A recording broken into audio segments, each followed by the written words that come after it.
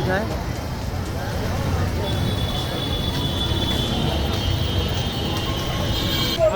যে এখানে মর্গে জিজ্ঞেস করা আছে কিনা।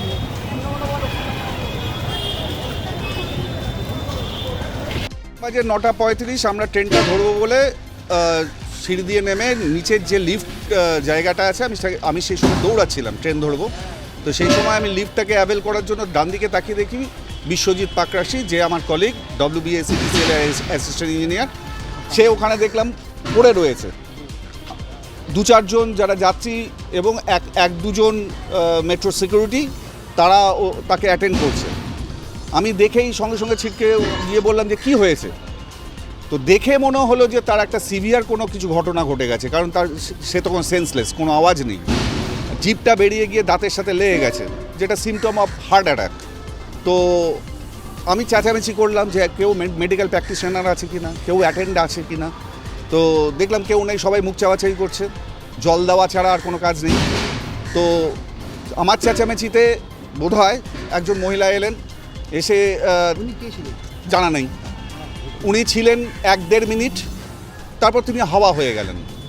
আমি আবার চেঁচামেচি করলাম, আমার সাথে সহযাত্রী যারা ছিলেন তারাও চেঁচামেচি করছেন, কারণ তিনি তখন সেন্সলেস। সিপিআর দেওয়ার কথা, তার সেই রকম কোনো ব্যবস্থা নেই। ধরুন হাজার হাজার লক্ষ লক্ষ লোক ওই সময় যাতায়াত করছে, প্রত্যেকেই এরকম ঘটনার সম্মুখীন হতে পারে। তার যে এমার্জেন্সিটা থাকা দরকার, যে ব্যবস্থাগুলো থাকা দরকার, মেট্রো কিছুই নেই। আমার চেঁচামেচিতে একটা স্ট্রেচার এলো, স্ট্রেচারে করে একটা ঘরে নিয়ে যাওয়া হলো। আমি বলেছিলাম অক্সিজেন দেওয়ার জন্য, গিয়ে দেখি একটা অক্সিজেন সিলিন্ডার আছে, মাস্ক নেই।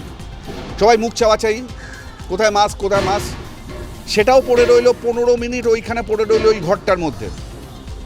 তারপরে আমি আবার চেঁচামেচি করলাম যে এইখানে পড়ে থাকলে সে তো মৃত হয়ে যাবে, যদি বা কোনো স্কোপ থাকে বাঁচানোর, সেই স্কোপটা পাওয়া যাবে না। আমি বললাম অ্যাম্বুলেন্স নিয়ে আসুন। কতটা মর্মান্তিক ঘটনা হতে পারে আপনারা কল্পনা করতে পারবেন না। লক্ষ লক্ষ লোক যাচ্ছে, অ্যাম্বুলেন্স নেই। ওই সিকিউরিটি গার্ডের একটা গাড়ি ভাড়া করে নিয়ে এলো, সেই গাড়িতে করে আমরা হসপিটালে নিয়ে এলাম। সেখানে না আছে এসি, না আছে কোনো অ্যারেঞ্জমেন্ট। এরকম একটা মেট্রো স্টেশন যেখানে ডাক্তার তো প্রথমে দেখলেন, দেখেই তার যা টেস্ট আছে, তার যা সিমটোমেটিক যা যা টেস্ট করতে হয়, দেখেই বললেন যে ব্রড ডেড। তাহলে অন দ্য ওয়ে নয়, ঘটনাটা ঘটেছে ওই 45 মিনিটস, যেটা আনঅ্যাটেন্ডেড অবস্থায় মেট্রো স্টেশনে পড়েছিল, সেখানের জন্য লোকটি মারা গেল। কিন্তু মেট্রো কর্তৃপক্ষ যেটা দাবি যে 9:30টার কাছাকাছি এই ঘটনা ঘটে, 9:38-এ হাওড়া জেলা হাসপাতালে পৌঁছে দেওয়া হয়। কে বলেছেন? কোনো এখানে মেট্রো কর্তৃপক্ষ সম্পূর্ণ মিথ্যা কথা বলেছেন, দায়িত্ব জ্ঞানহীন মন্তব্য। কারণ আই ওয়াজ দি উইটনেস, আমি accompanied by the dead body. সম্পূর্ণ মিথ্যা কথা বলেছেন। আপনি কি বলছেন 45 মিনিট কাছাকাছি? 45 মিনিটস অ্যাট লিস্ট ওখানে ছিলেন, তারপরে গাড়ি করে এসে আমরা হসপিটালে এসেছি।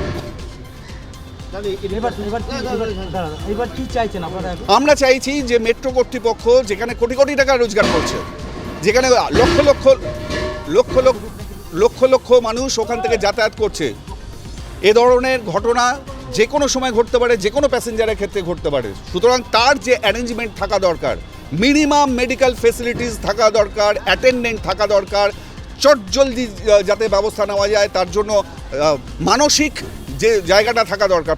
45 মিনিট আমি তাদেরকে স্ক্যাটার্ড দেখেছি।